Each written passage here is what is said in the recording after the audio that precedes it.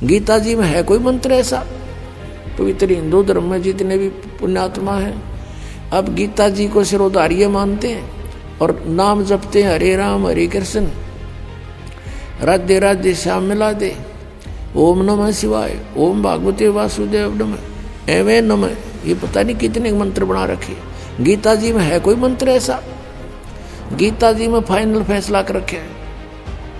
गीता जी अध्याय नंबर 8 के श्लोक नंबर 13 में कहा कि ओम इति एक अक्षरम ब्रह्म व्यवहारण माम अनुसमरण ये प्रयाति तदन देहम सयाति परमाम गति। मुझ ब्रह्म का, माम ब्रह्म, मुझ ब्रह्म का केवल ओम इति एक अक्षरम, ये ओम एक अक्षर है, नथिंग एल्स, और कुछ नहीं।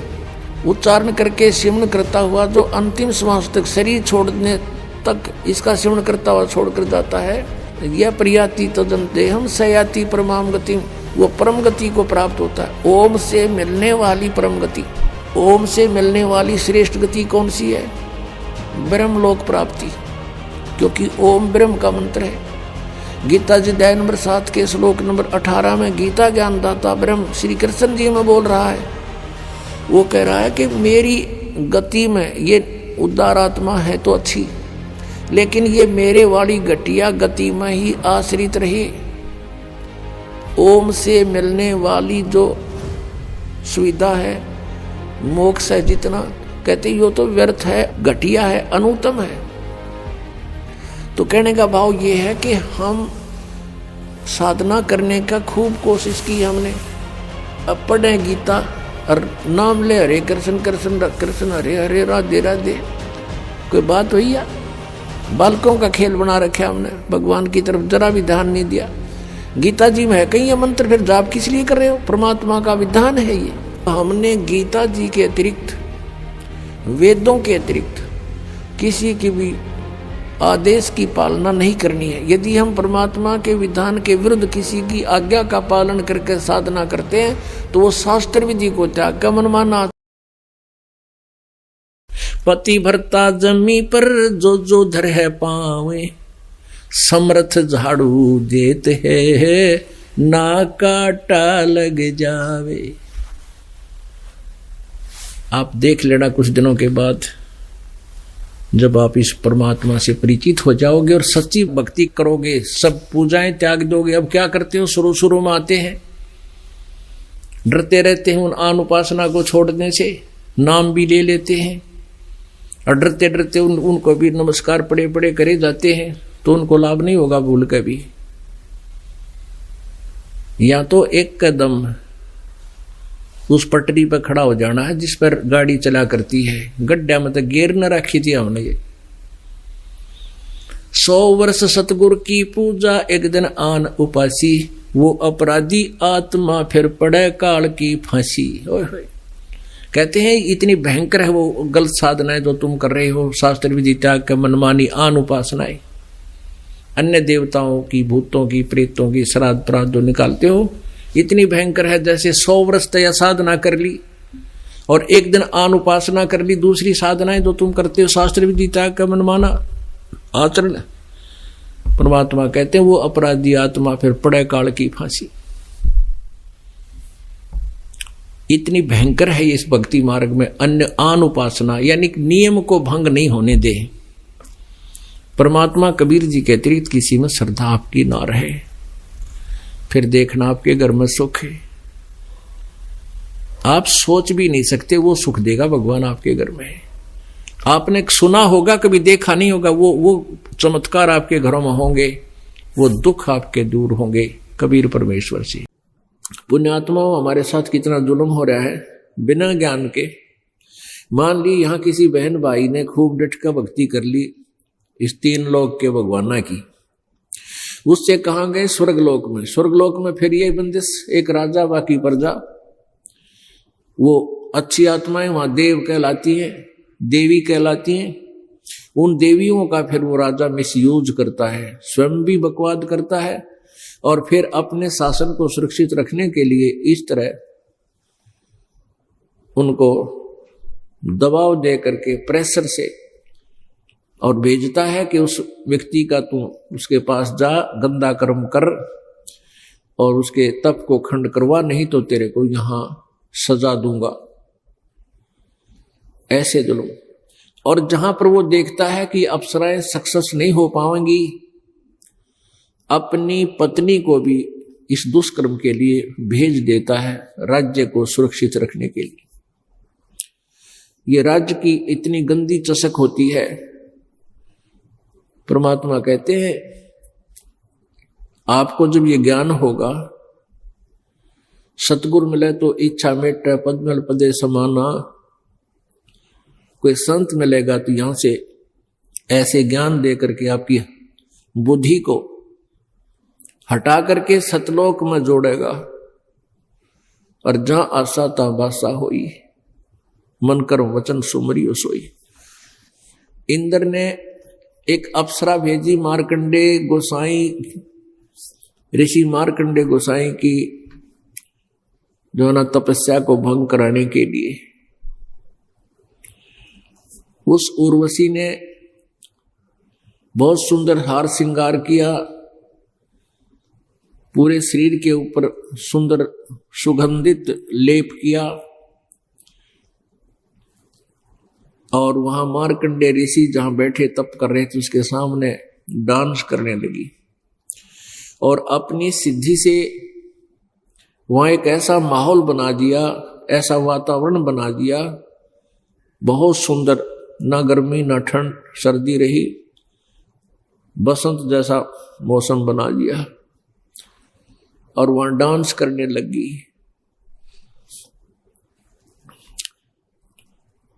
जब मार्कंडे ऋषि ने कोई गतिविधि नहीं की, उसको आकर्षित नहीं हुआ, तो निवस्त्र होगी वह बिल्कुल। तो मार्कंडे ऋषि ने कहा कि हे बेटी, हे माई, हे बहन, यहां किस कारण आई, अपना उद्देश्य बता। तब उर्वशी ने शर्मिंदा होकर के कपड़े पहने और कहा कि हे मार्कंडे गोसाई, आपकी समाधि, आपकी ध्यान, आपकी समाधि कौन से लोक में रहती है, मैं नहीं समझ सकी। मेरे इस स्वरूप को देखकर ये बनखंड में जितने भी तपस्वी थे, सभी का जो है तप खंड हो गया मेरे देखने मात्र से। और आपने ऐसी कहां समाधि लगा रखी थी। समाधि मीन मेडिटेशन, मेडिटेशन हिंदी में ध्यान कहते हैं, कि आपका ध्यान कहां गया हुआ था, आंखें खुली हुई थी। मार्कंडे ऋषि ने कहा कि आपसे कोई सुंदर हो उसको भेज। और मेरी जहां समाधि थी, समाधि क्या होती है, जैसे एक दूरबीन होती है सूक्ष्मदर्शी, वो दूरबीन की रेंज होती है। ये भक्ति की शक्ति से हमारे अंतःकरण में वो व्यवस्थित हो जाती है। जितनी भक्ति करते हैं उतनी ही हमारी समाधि की रेंज बढ़ती चली जाती है। तो समाधि में जैसे आंखें यहां खोलो या बंद रखें, ध्यान हमारा कहीं और पहुंच जाता है। जैसे हम कहीं गए हो, कभी देखा हो कोई स्थान, हम यहां बैठे हैं, आंखें खुली हैं, हमारा ध्यान वहां पहुंच जाता है, उस गांव में, नगर में, रिश्तेदारी में और उन मकानों में घूम आता है, कहाँ बैठा था, किससे बातें की थी, ऐसे ये ध्यान है। तो ये तो एक वैसे ध्यान है, मन घूम आया। एक ऐसी स्थिति होती है कि यहां बैठा ऊपर के लोगों को या दूर देश में यहां पर भी वो देख सकता है कौन व्यक्ति कहां बैठा है, और ऐसे यहां बैठा उसकी आत्मा, वो समाधि बोलते हैं, वहां पहुंच जाती है। तो उसने बताया कि मेरी समाधि में जहां मेरा ध्यान गया हुआ था, जहां मैं नाच देख रहा था। अब पुण्यात्माओं, एक कंसेप्ट को क्लियर करने के लिए बहुत सी जो है ना आपको ज्ञान बताने पड़ेंगे, बहुत सी जो है प्रमाण देने पड़ेंगे। अब समाधि कैसे लाई जा सकती है? समाधि के लिए जैसे समाधि लगाकर कहते ना भजन करे और कई वर्षों तक बैठा रहा, कई घंटे बैठा रहता है, तो उसमें ऐसा ही होता है। हमारे शरीर में ये कमल बने हुए हैं और अभ्यास हठ योग से करते करते कोई चैनल उसकी पिछली पुण्य कमाई से कोई चैनल ऑन हो गया, यानी कोई कमल खुल गया, उसमें वो आत्मा उसका प्रवेश कर गया। शरीर यहीं पर है, वो अपने ही शरीर में अंदर से ही उस टीवी पर देखता देखता अंदर घुस जाता है और उस कमल में, यानी जैसे गणेश जी के कमल में, मूल कमल में प्रवेश हो गया, उसके लोक में समाधि पहुंच गई ऑटोमेटिकली। और वहां जो हो रहे हैं नाच गाने, कोई भी क्रिया, किसी प्रकार का कोई राज का पाठ का कोई व्यवस्था, गण हैं वो बैठे हैं बातें कर रहे हैं, कोई कहीं कुछ हो रहा है, कहीं कुछ हो रहा है, जैसे इस लोक में चल रहा है, ऐसे वो देखता रहता है। उसको पता ही नहीं होता तू यहां बैठा है कितनी देर होगी, नहीं तो बैठ नहीं सकता ये मन, 1 मिनट भी ना बैठने दे, 10 मिनट में कोई न कोई मुरोड़ी लगा देगा, चल वहां चलते हैं, ऐसा देखते हैं, ऐसा करते हैं। जैसे फिल्म देखते हैं 3 घंटे होते हैं और 3 घंटे का पता नहीं लगता देखनिया ने, यदि उनके अनुकूल होता हुआ। तो इसी प्रकार ये अंदर एक फिल्म देखते रहते हैं और इस कारण से ये काफी वर्षों तक न्यों बैठा करते, और उस बैठे रहने से इनको तप बन जाता है और कभी याद आ जाता है तो ये मंत्र का जाप भी करते हैं। इन दोनों का मिला जुला जो संयोग है इनको स्वर्ग में प्राप्त होता है। जिसने ज्यादा समाधि मेडिटेशन यानी हठ योग किया, तप किया, तो उसको इंद्र बना दिया जाता है, स्वर्ग का राजा भी बन जाता है। ओम नाम का जाप साथ में ये हठ योग करने वाले पहले ब्रह्मलोक में जाते हैं और ब्रह्मलोक के बाद फिर ये पृथ्वी पर राज्य प्राप्त करते हैं और उसके बाद 84 लाख योनियों में धक्के खाते हैं। तो पुण्यात्माओं, परमेश्वर कबीर जी ने आकर हमें यह ज्ञान दिया है, स्वयं ही आकर हमें यह ज्ञान बताया है कि इस जन्म मृत्यु के रोग से छूटने के लिए आप जी को मेरे द्वारा यानी कबीर परमेश्वर जी द्वारा बताई गई साधना का अनुसरण और उसका पालन करना होगा। फिर तुम्हारी मृत्यु कभी नहीं होगी, सतलोक चले जाओगे। अब ये 600 वर्ष पहले जो लीला हुई थी और लिपिबद्ध की थी धर्मदास साहब जी ने, वो कबीर सागर नाम है उसका, मालिक की लीलाओं का, उनकी वार्ता का। अब कबीर सागर में प्रमाणित करते हैं कि ये लीला भगवान ने खुद देखी थी आके। इन सभी सदग्रंथों से हमने भगवान परमात्मा को पहचानना है और फिर भक्ति करेंगे डट के, फिर निसंशय होकर के भक्ति किया करेंगे। ये थोड़े से दिन की बात है, पूरे विश्व में ये बात आप पर सेट हो जाएगी कि सचमुच परमात्मा एक ही है, हम एक पिता की संतान हैं, पूरी पृथ्वी पर हम एक ही प्राणी हैं, एक ही पिता की संतान है और मोक्ष सभी को चाहिए, यहाँ से छुटकारा सबको चाहिए। तो सबको यही साधना करनी पड़ेगी और कोई विश्व में विकल्प नहीं रहेगा, क्योंकि ज्ञान से जानकारी होती है हमारे को। अब ज्ञान ऐसा निर्मल हो गया, इसमें संशय नहीं रहा कि हु इज गॉड, कौन है वो परमात्मा। Kabir is God. ये देखो, ये कबीर सागर है, खेमरा श्री कृष्ण दास प्रकाशन बंबई से। ये कबीर पंथी का ही कबीर सागर ज्ञान सागर प्रथम खंड, कबीर पंथी भारत पथिक स्वामी युगलानंद बिहारी द्वारा पुरस्कृत, इसके द्वारा संशोधित। मुद्रक एवं प्रकाशक हैं खेमरा श्री कृष्ण दास, अध्यक्ष श्री वेंकटेश्वर प्रेस, खेमरा श्री कृष्ण दास मार्ग बंबई।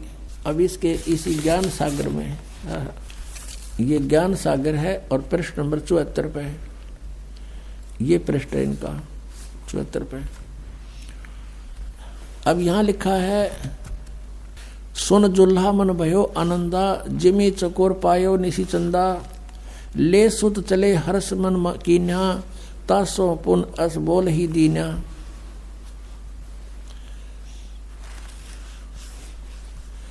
सुत काशी को ले चले लोग देखण ते आव, वही गरीबदास जी ने लिखा है और वही कबीर सागर में लिखा है।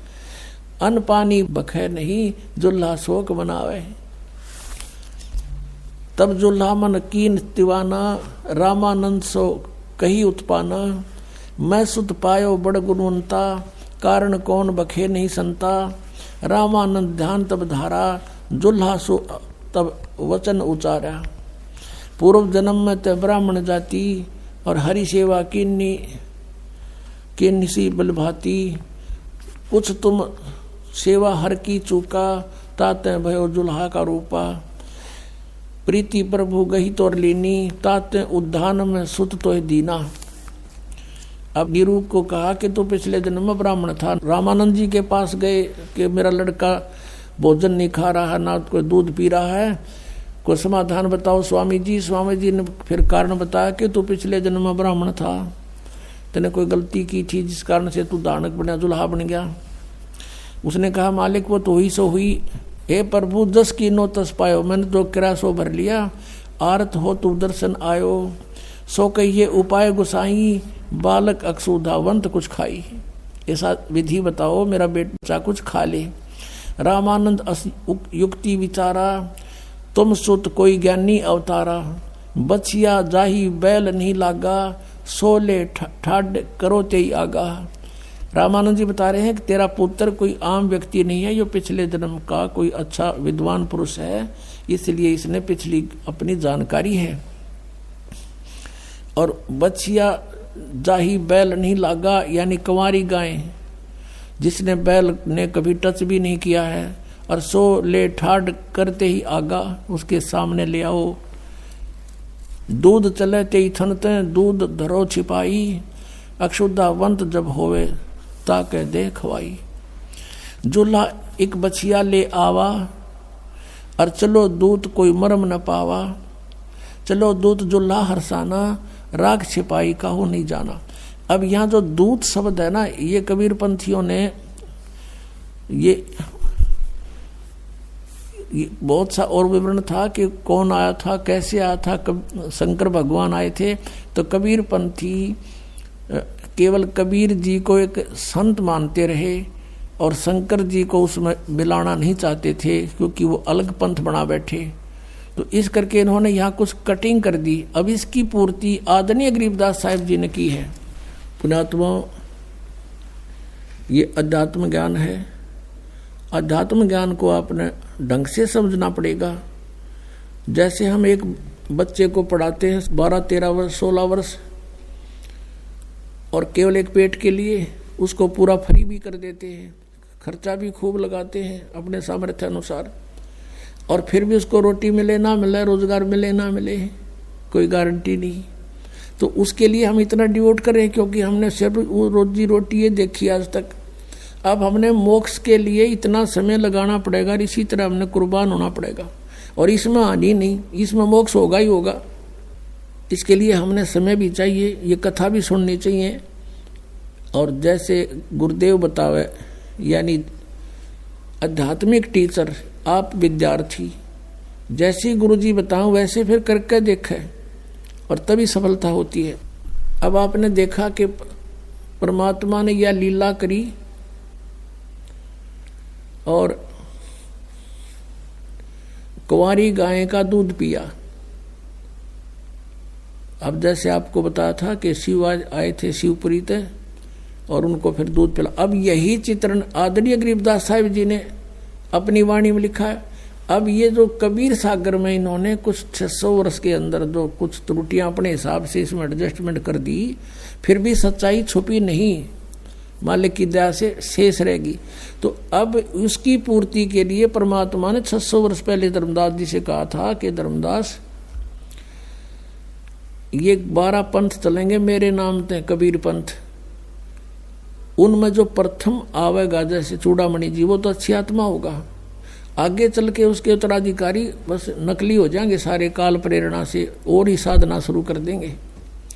ऐसे ही गरीबदास साहिब जी तो परमात्मा की आत्मा थी, आदरणीय गरीबदास साहब जी 12वें पंथ में जो आए हैं। लेकिन आगे उनके उत्तराधिकारियों को क्या कहेगा पता नहीं, ना परमात्मा की वाणी को समझ सके और ना ही मालिक ने समझाना उचित समझा था कि ये भेद अभी खोलना नहीं है। उन तो सिर्फ बोल बोल के लिखवा दी और आज इस दास को वो सद्बुद्धि दे दी कि इन गूढ़ रहस्यों को आपको समझा दिया। तो उस समय 600 वर्ष पहले परमात्मा ने कही थी क्या होगा कि 12वां पंथ जो कबीर पंथ होगा उसमें मेरे महिमा की वाणी फिर प्रकट होगी, मेरा सच्चा ज्ञान फिर प्रकट होगा 12वें पंथ के लेकिन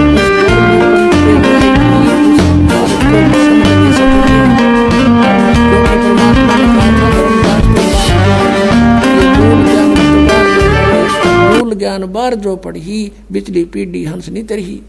इसलिए गरीबदास साहिब जी ने भी बोल बोल के लिखवा दी, उसका निर्णय नहीं दिया किसी को। इसलिए कहा कि ये सब पढ़ेंगे गरीबदास वाले पंथ के भी लोग, लेकिन वो समझ नहीं सकेंगे। असंग जन्म सतलोक नहीं जा सकते, उनमें अभिमान हो जाएगा कि हम गरीबदास अनुयायी हैं, हमारे वो ग्रंथ हमने अच्छी तरह आता है। उनको कक्का नहीं पता ये दास उसमें रह क्या है। तो ऐसे ही हमने इनको मालिक के बच्चे जानकर, और हम सभी यहाँ कष्ट में हैं, दुखी हैं, एक दूसरे को समझकर, जैसे एक सास बहू है और सास बहू का कहते हैं कुत्ते बिल्ली वाला बैर हो जाता है। ऐसा क्यों है? बिना ज्ञान के गाटा जुड़ रहा है। और फिर कहते हैं जैसा दर्द आपने हो ऐसा जान बिराने।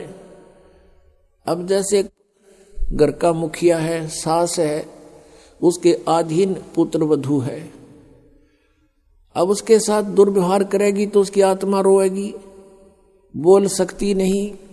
तो वो आत्मा की जो पुकार है वह भगवान के दरबार में डिपॉजिट होती है और उसका प्रतिफल बहुत भयंकर होता है।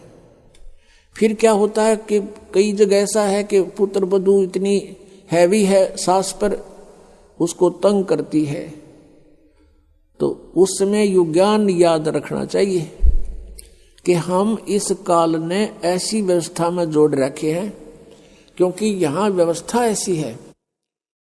अब जवान बच्चे का और बुढ़े का कभी भी मेल नहीं मिले, ना मन मिले, ना व्यवहार मिले, ना विचार मिले, और फिर रहना इकट्ठा, सास और बहू ने इकट्ठा रहना और कति विचार नहीं मिले, यह गारंटीड बात है। और इसलिए झगड़ा रहेगा, यह भी रहेगा, लेकिन इसका समाधान इस ज्ञान से होगा। देखो कोई भी घर में हानि करके प्रसन्न नहीं हुआ करता, कोई भी नुकसान करके राजी नहीं, लेकिन हो जाता है। और फिर उसके ऊपर एक दूसरे के साथ खींचातानी करे, तूने ऐसा कर दिया, तू ऐसा करता है, ये करता है। को बालक है उसने प्यार से समझा दे, लेकिन नुकसान जो होना है आपके भाग्य में पूर्व निर्धारित है, वो होके ही रहेगा। और वो नुकसान तो हो लिया और फिर वो झगड़ा बाकी रह गया, बेमतलब की टेंशन। जब आप परमात्मा की शरण में आ जाओगे ये हानि भी नहीं होगी आपके, सत्कर मान लेना। और इस ज्ञान से जब ये मन बकवाद करेगा, इस ज्ञान रूपी लगाम से यू रुकेगा। एक सास बहू थी, बुढ़िया बहुत लड़ा करती अपनी पुत्र वधू के साथ, इकलौता पुत्र था। अब बेटा ने सोचा करता भाई माँ की बात नहीं मानी तो माँ की आत्मा दुख पाएगी, वो भी अपनी पत्नी को ही धमकाया करता, गलती होती चाहे ना होती, माँ को प्रसन्न करने के लिए। और बुढ़िया बहुत कलियारी थी। अपने आत्मा एक परमात्मा लीला बख्शते हैं, करते हैं, दया करते हैं। एक बहन सत्संग में जाया करती थी बुढ़िया माई, वो उनके घर चली गई, कुदरती परमात्मा भेजते हैं। और वह बुढ़िया लागरी कति श्लोक सुनान अच्छी बूंदी कहना अपनी पुत्र वधू को, और वह बेचारी बोल रहा नहीं। अब बोलूंगी तो फिर सामने अपने बेटे तो गड़वाएगी, तो वह बेचारी चुप रहने में अपनी खैर समझ रही थी। अब उस बहन जो सत्संग में जाती थी, परमात्मा परमेश्वर के विचार सुनती थी, उसने सोचा ये तो नरक हो रहा है इनका घर। उसने उस बुढ़िया को सहज सहज प्यार से कहा, बहन सत्संग में चल लेगी? ना, हम नहीं जाया कर सत्संग में, ये तो उलगी जाया कर ठाली, जिन्हें कोई काम कोई ना। हर बुढ़िया ने काम बहुत लड़न का, और काम नहीं उसने, वो छूटे ना उससे। उसने फिर दूसरे तीसरे दिन फिर कहा कि आए एक बार मेरे साथ चल, कोई भी ना रही मेरे साथ चलन वाली,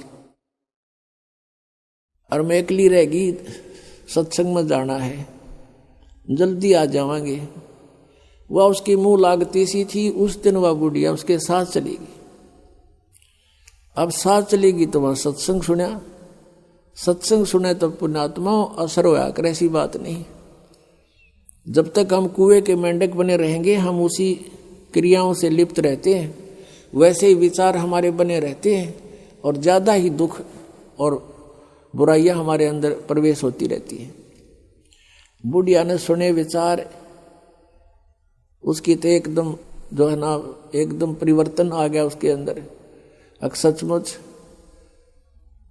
हमने आपस में नहीं किसी को दुखी करना चाहिए। उसके बाद अपनी पुत्र वधू को वो बिल्कुल शांत रहे, बोल रहे नहीं फालतू। सत्संग में ये भी सुनाया गया कि जो कुछ हानि होनी है वह तो हो चुकी, और पाछा वो खाम खा महाभारत बनाने की कोई आवश्यकता ही नहीं। वो तो दूना दुख पैदा करने वाला वो वस्तु आवे नहीं वापस। एक दिन क्या हुआ, वो पुत्र वधू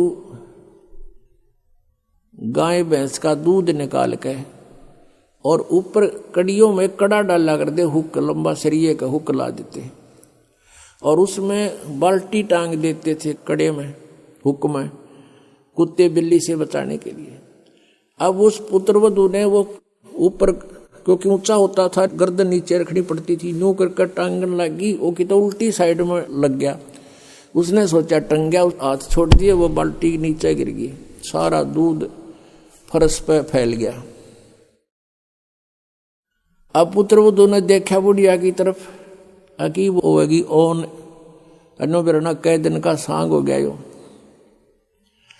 अब उसकी तरफ देख रही है बेचारी भयभीत दृष्टि से। बुढ़िया कहती है, बेटी कोई बात नहीं, हमारे भाग में नहीं था यो, और इसको उठा ले ऊपर ऊपर से और भैंस को ही डाल दे बेटा उसके चारे में। ये अपने भाग में नहीं था इसलिए गिर गया, कोई बात नहीं। अब उस पुत्र वधू ने सोचा आज बुढ़िया कौन सा स्टेशन पकड़ेगी, या तो कदे 16 बात बोलिया नहीं करती। काफी देर उसका जची नहीं, बुढ़िया फिर शुरू हो गया ऊपर ले मन तक कहती हो कदे। वह बुढ़िया खड़ी हुई, 7 लाख का बेटा ठा इसने, और भैंस के चारे में डाल दे, कोई दिक्कत को नहीं। अब उसने सोची अपने बेटे ने बतावेगी, मेरे तो ना कहती होगी, तो वो भी आ लिया, पुत्र भी उसका कोई जिक्र नहीं करा बुढ़िया ने। तब उस माई ने, उस बहन ने सोचा भाई इतना परिवर्तन आया क्यों कर इसमें, उसके चरण दबावे, सेवा करे। फिर पता चला कि बेटी मैं सत्संग सुन के आई हूं, और बेटा मैंने आज तक जो गलतियां की तेरी आत्मा दुखाई, बेटा मैं माफी मांगू तेरे थे। वह पुत्र वधू रोन लागी न, बोली माँ कोई बात नहीं, अब तो माँ तुल्य हो और मेरे हित में ही कुछ कहती थी।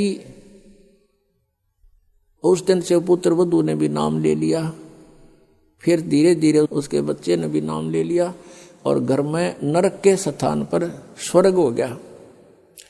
अब इस परमात्मा की वाणी से, ज्ञान से स्वर्ग तो यही हो जाएगा, और सतलोक हमने जाना है, फिर भक्ति करके वहां सतलोक चले जाएंगे, महासुख वहां हो जाएगा। तो इस प्रकार वो परमात्मा आकर हमें ज्ञान देता है, उसके ज्ञान से हमें पता चलता है। इसलिए कहा कि सत्संग की आधी घड़ी और तप के वर्ष 1000 तो भी बराबर है नहीं, कहे कबीर विचार।